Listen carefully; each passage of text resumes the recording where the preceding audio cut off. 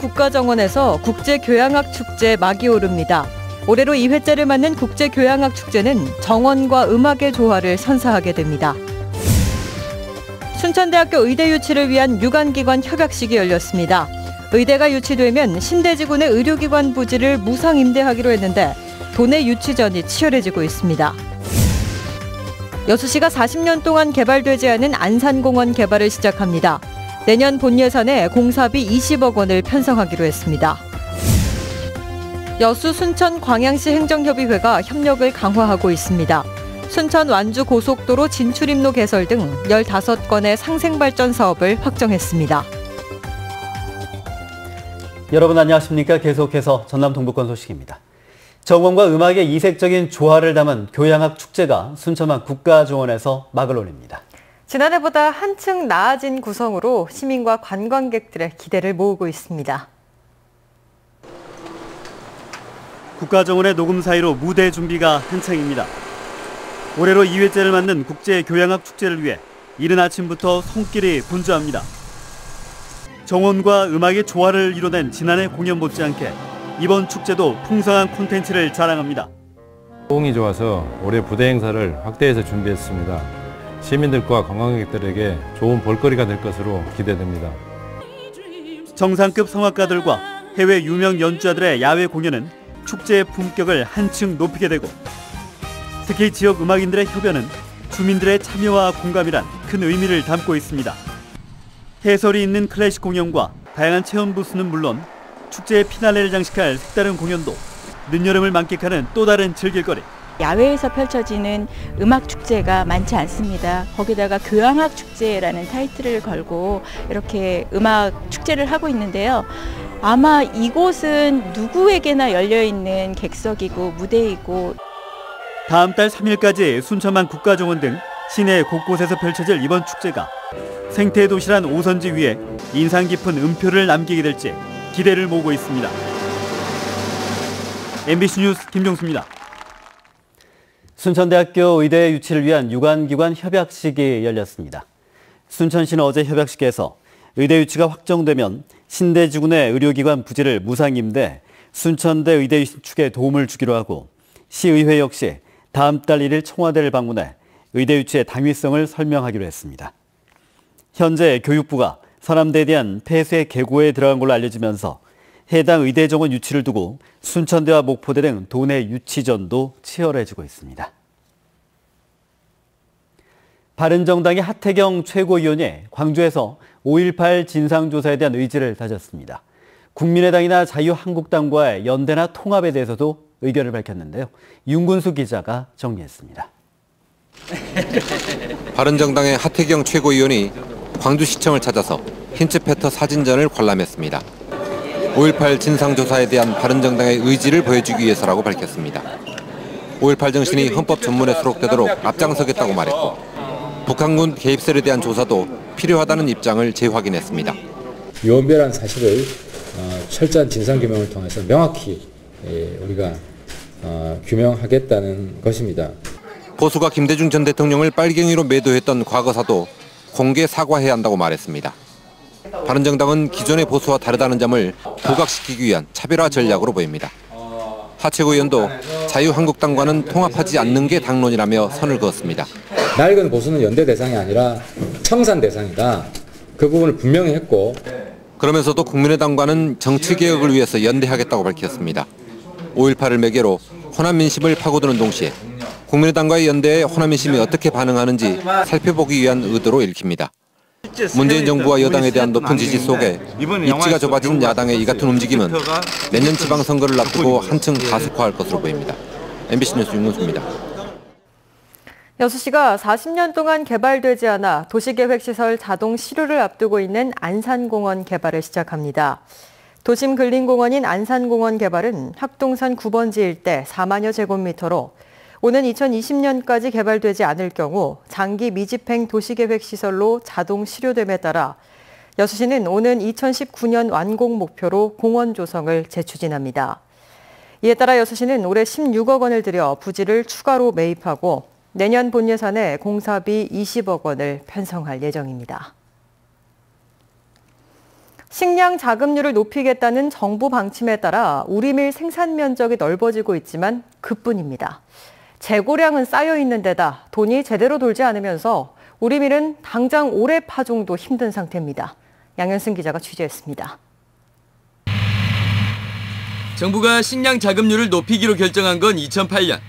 10년 만에 우리밀 재배 면적은 4배 증가했고 0.2% 수준이었던 밀 자급률은 8배인 1.6%까지 상승했습니다.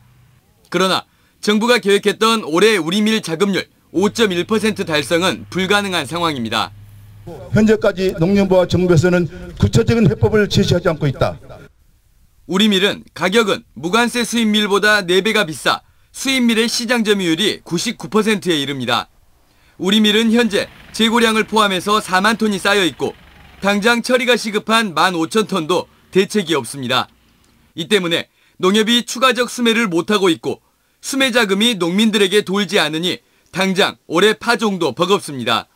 정부는 과거 재고 우리밀을 술 올려나 군 납품으로 해소했지만 현재는 손을 놓고 있습니다. 그것을 소진해야만 내년에 또 밀농사를 엄마에 지을 수가 있습니다. 그래서 현재 남아있는 그 10,000톤을 정부 차원에서 좀 소비를 해줄 것을 건의할 계획입니다. 해남과 구례 등 전남의 우리밀 생산 면적은 4,100여 헥타르로 전국의 45% 규모. 우리밀 정책의 실패 속에 농민들이 어렵게 넓혀왔던 밀밭을 다시 축소하는 지경에 이르렀습니다. MBC 뉴스 양현승입니다. 추석 명절 황금 연휴가 한 달 앞으로 다가왔습니다. 길게는 열흘이나 되면서 여행이나 유통업계의 경우 특수가 이어지고 있는데요. 반면 중소기업은 길고 긴 연휴가 마냥 반갑지만은 않아서 온도차가 뚜렷해 보입니다. 김인정 기자입니다.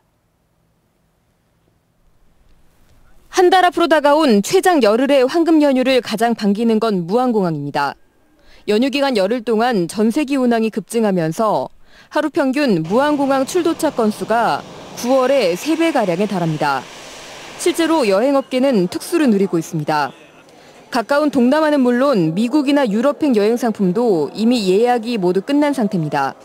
특히 추석 명절을 맞아 가족 단위 여행객들이 많습니다. 이런 연휴가 아니면 그 가족들이 같이 갈 기회가 드물기 때문에 비용이 다소 들더라도 연휴를 이용해서 가는 수요가 많이 발생합니다. 유통업계 역시 황금 연휴가 반갑기만 합니다. 여행 전에 미리 추석 선물을 하려고 하면서 선물 세트 예약이 크게 늘었습니다. 광주 지역 5개 이마트의 경우 구매 예약이 지난해보다 2배 이상 증가했습니다. 미리 고객님들이 준비해서 보내드리고 다른 해외 쪽이나 이런 쪽 여가 생활을 즐길 수 있는 부분이 있어가지고 지금 사전 예약 상품이 매출이 다소 급증하는 듯합니다. 하지만 해외 러시로 인해 연휴 기간 내수 진작 효과가 반감될 거란 우려도 있습니다. 또 온전히 쉬기 힘든 중소기업들에겐 상대적 박탈감을 키울 수 있습니다. 중소기업은 열흘을 쉬었다가 납기의 문제, 계절적인 문제, 여러 가지 요인에 의해서 현실적으로 불가능한 기업도 많다는 얘기죠. 유례 없는 길고 긴 연휴지만 바라보는 눈높이에 따라 온도차가 뚜렷합니다. MBC 뉴스 김인정입니다. 전남 동부지역 현안 사업을 논의하기 위한 실무협의회가 열렸습니다. 여수, 순천, 광양시 행정협의회는 오늘 광양시청 상원실에서 회의를 열고 순천 완주 고속도로 진출입로 개설과 스포츠 안전교육센터 건립 등 15건의 상생발전 사업을 확정해 다음 달 열리게 될 정기회의와 국회의원 간담회 자리에서 관련 사업들을 반영할 계획입니다. 3개시 행정협의회는 지난달 국회를 방문해 지역별 현안 사업과 건의사항 등이 담긴 공동 청문을 전달하는 등 다양한 상생 활동을 펼치고 있습니다. 여수 MBC 8월 중 시청자위원회가 오늘 포스코 광양제철소에서 열렸습니다. 시청자위원들은 창사 40주년을 맞은 여수 MBC가 여러분의 열정 MBC가 응원합니다란 연중 캠페인에 맞춰 지역경제 활성화와 지방분권 강화를 위한 다양한 지역 여론을 충실히 대변하고 내년 지방선거를 앞둔 지역 민심을 잘 반영해달라고 요구했습니다. 한편 오늘 회의에선 김혜선 순천대 교수와 한정윤 변호사가 신임 시청자위원으로 각각 위촉됐으며 회의에 앞서 위원들은 제철소 조업 현장도 견학했습니다. 오늘 오후 1시 50분쯤 순천시 서면의 한 쓰레기 야적장에서 용접 불꽃이 튀면서 화재가 발생해 30분 만에 진화됐습니다. 소방당국은 이 불로 별다른 피해는 발생하지 않았지만 인근의 자재 창고 등이 위치해 대형 사고로 이어질 수 있었다며 시민들의 화재 예방을 당부했습니다. 순천 지역 환경단체가 봉화산 출렁다리 정책토론 청구가 각하된 것에 대해 유감을 나타냈습니다. 순천 환경운동연합은 지난 14일 봉화산 출렁다리 공사에 대한 검증이 필요하다며 시민 300여 명의 서명을 받아 정책토론회 청구서를 제출했지만 순천시는 자필 서명을 제외한 전자서명의 경우 관련 조례에 따라 요건을 충족하지 못해 청구서를 각하했습니다. 환경단은 이에 대해 각하 원인이 된 전자서명에 서명자들의 인적 사항이 담겨 있고 서명일자도 각 파일에 표시되어 있다며 앞으로 출렁다리 찬반 시민 설문조사와 함께 추가 정보 공개 청구에 나서기로 했습니다. 순천의 팔마정신과 역사적 가치 계승을 위한 시민토론회가 열렸습니다. 순천시의회가 주최한 이번 토론회에서 참석자들은 적폐청산의 의미를 담은 팔마비와 팔마정신을 유무형문화재로 지정해 순천의 역사를 바로잡아야 한다며 특히 팔마비가 강조하는 청렴성이 공직자들에게 필요하다고 밝혔습니다.